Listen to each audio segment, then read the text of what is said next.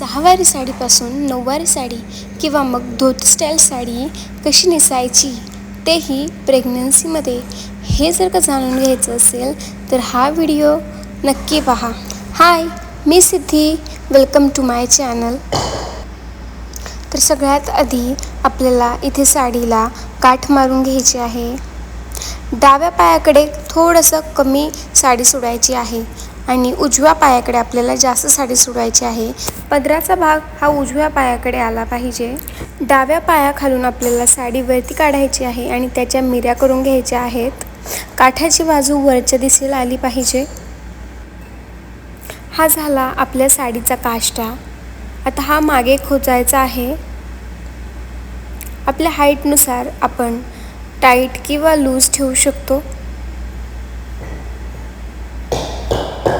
Video जर आवडला तर नक्की व्हिडिओला लाईक करा. माझ्या चॅनलला सबस्क्राईब करायला विसरू नका.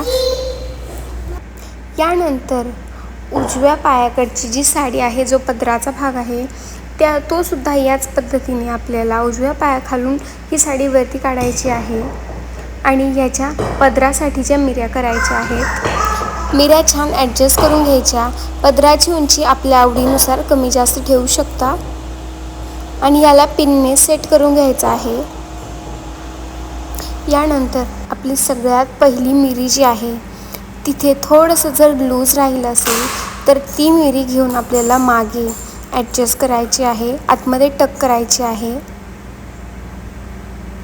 याने आपला पदर लूज होत नाही. यानंतर आपल्या आवडीनुसार आपण इथे कमरपट्टा वापरू शकतो आणि अगदी सोप्या पद्धतीने आपली नऊवारी किंवा धोती स्टाईल साडी नेसून तयार आहे.